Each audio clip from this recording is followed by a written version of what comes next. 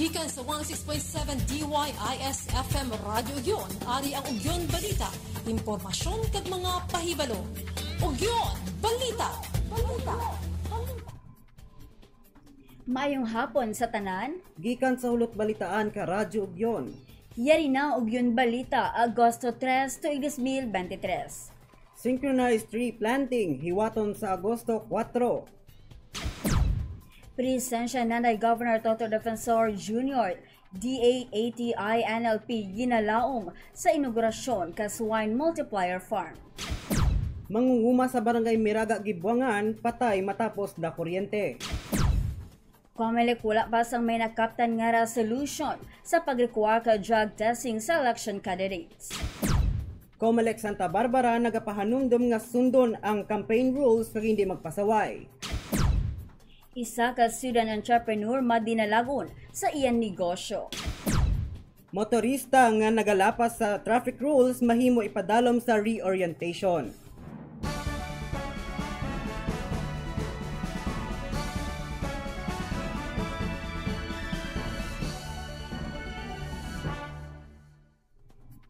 Pagasakupan ka Iloilo Provincial Government, City Government, LGU ka Santa Barbara, Pavia kag Kabatuan, kaupod ang CAAP, DPWH kag DNR, ang synchronized greening of Iloilo Airport Gateway, Agosto 4, 2023, alas 8, tubtub alas 8:30 sa aga. Pagatamnan ka native kag nagapamulak nga puno ka kahoy ang magtimbang nga kilid sang dalan halin sa syudad ka Iloilo padulong sa gate ka Iloilo International Airport.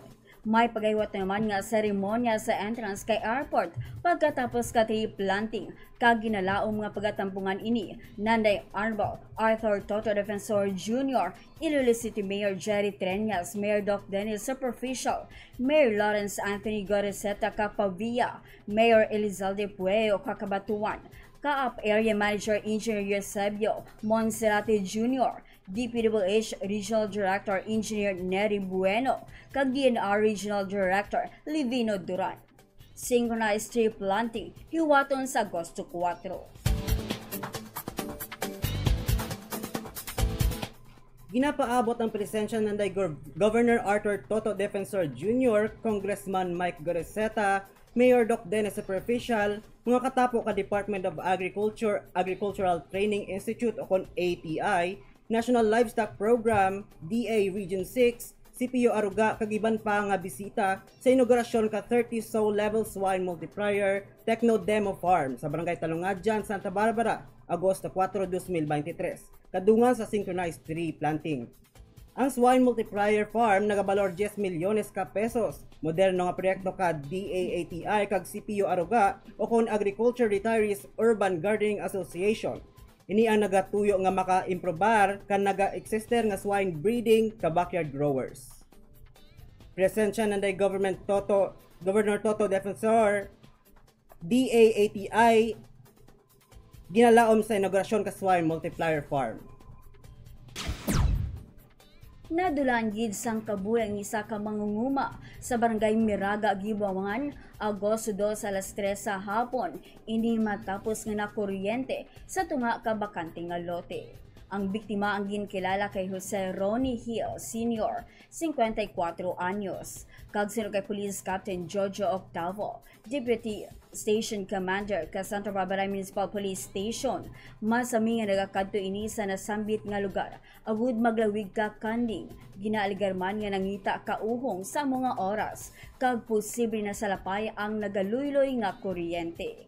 Pamatian ang iyapayag sa interview ni Eugen Albert Savaris. Ni siya nga gakadto sa lugar kay may ara siya nga ginaasikaso nga kambing dito sa lugar, kag permisa dito sa lugar to nga gapangita man sang kung ano ang makita niya nga ginaligar gani nga nagapangunga kuno sang uhong, gapangungong siya dito sa lugar.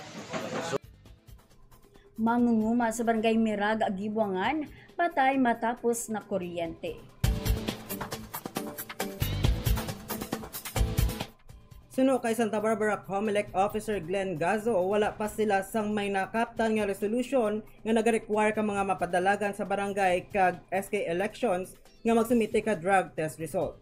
Apang bukas naman ang Comelec kung iga-implementar ini. Ini kasunod sa pagpanghangkat ni DILG Secretary Benhur Abalos sa mga luyag magserbe sa publiko nga ipakita ang pagpamatok sa dako nga problema kapungsod amoy ni ang illegal nga droga paagi sa pagpa-drug test. Pamatiyan ang pahayag ni Comelec Officer Gazo sa interview ni Ogrin Reyes Yodina. Fruity way pa kami ginakaptan nga mag-implement. Kaya way pa kami resolusyon, way pa magpalawang komisyon. Ka resolution, parte nga ang drug test isa ka requirement. So why kami hindi kami kuan karanay. Sa akin nang namanan, nang nabatian, naghalin ran sa ang statement sa DILG Secretary Benhur Abalos. Correct. Sa madumduman, pila ka barangay officials ang naaresto sa buy-bust operation sa probinsya kay Iloilo. Lakip diri ang punong barangay Kakapuling Dueñas and Marcia Poho nga nadakpan sa tuig 2020 nga nakuhaan ka 5 sachet ka shabu. Punong barangay LV Paes Kalip-Lipak San Enrique sang Hunyo 2023 nga nagbaklan sa isa ka sachet ka illegal nga droga kag nakuhaan ka 11 ka sachet sa iya posisyon. Kag punong barangay Bernard Galache kainagdangan Sentro Zaraga sang Hulyo subong nga tuig nga ginaresto mismo sa barangay hall. Comelec wala sang may nakaptan nga resolution sa pag-require ka drug testing sa election candidates.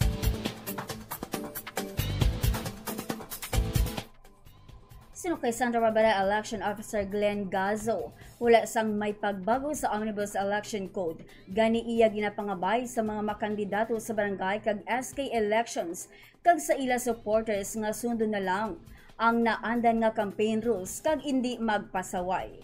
Kung sa riin pulo kaado lang ang campaign period, halin Oktubre 19 to 28, kag sa Agosto 28 to Setyembre 2 ang filing ka Certificate of Candidacy.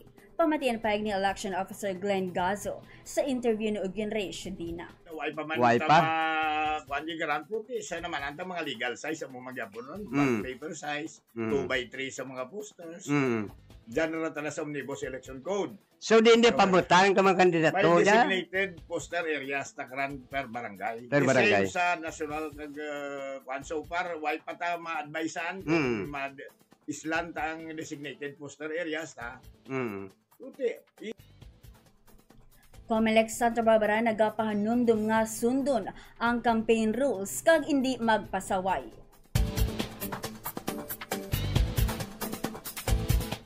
Madinalago ng isa ka student entrepreneur nga si Jessa Viel Amancio sa barangay Inangayan nga nagaeskwela sa West Visayas State University o kon WVSU. Nagapuwa sang kurso nga Bachelor of Secondary Education, major in Filipino. Iya ginadungan sa pag-eskwela ang pagnegosyo amo ang paghimo ka cake nga ginalanan The Sweet Buds. Suno kay Jessa Viel Amancio, nagsugod ang iya business tuig 2020, tiyempo sang pandemya kung sa diin simple lang nga pag-testing paagi sa pag-bake ka cake ka iya nga amay sang Father's Day, agud ipabutyag ang espesyal nga adlaw. Dugang pa niya, nagumpisa ang pagkanegosyante niya sang grade 10 pa lamang. Nagabaligya na siya sa ila classroom sang mga cookies kag munchkins. Iya ginpahayag nga bilang entrepreneur dapat may love, learn kag pagsalig sa masarangan o brahon. Kung may gusto nga bagay o brahon inis sang may pagpalangga apisar sa mga failures. Kung sa diin ang pagtuon sa mga sala ang makabulig paayo sa ginahimo. Dapat man may pagtinguha para malabot ang handom. Pamatian ang iya pahayag sa interview ni Ugyon Blessy May Sampil. So, at sa long time, ano ang ma-advise mo, no? Or mga motivation mo sa imo man nga mga co-students for being one of a successful entrepreneur man diri sa Banwa sa Santa Barbara? May anak ko tatlo ka-advise. Ang first is love, learn, and believe. Love,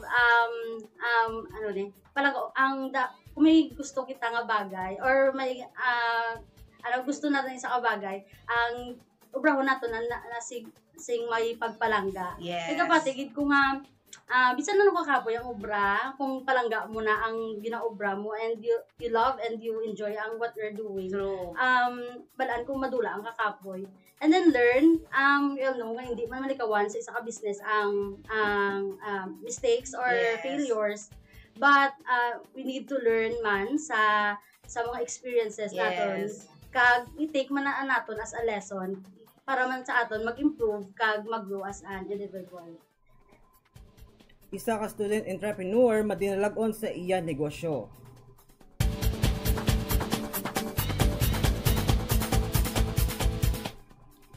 Nagapangabay ang Land Transportation Office kon LTO Region 6 nga sundon ang traffic rules and regulations santo sa mandatos ka Republic Act 4136 kon Land Transportation and Traffic Code. Sa kada paglapas sa traffic rules may nagakaigo ini nga demerit points kon magdamo kag tipuno ng puntos magaresulta ini sa mandatory nga driver's orientation course o kung posible nga pagsuspende ka driver's license.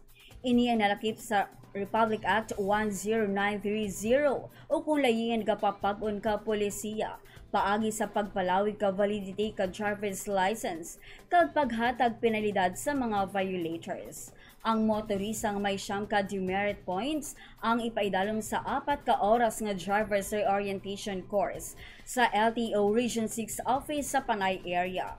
Kag ang motorista nga may pulo pasaka nga puntos kasala ang magapangatubang sa 4 man ka oras nga driver's orientation course kag magkwaliwat ka theoretical examination. Motorista nga magalapat sa traffic rules mahimo ipaidalom sa reorientation. Kag amoyad to ang natipon nga balita subong adlaw.